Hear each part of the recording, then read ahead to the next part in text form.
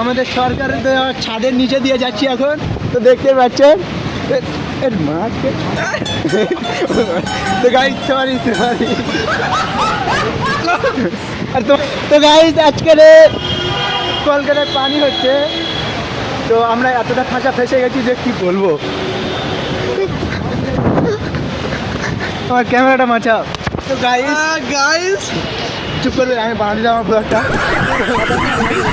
ছাটা এইদিকে এদিকে এদিকে আমার ফোনটা বাঁচা লাগবে ক্যামেরাটা করো আমার দিকে না বলো।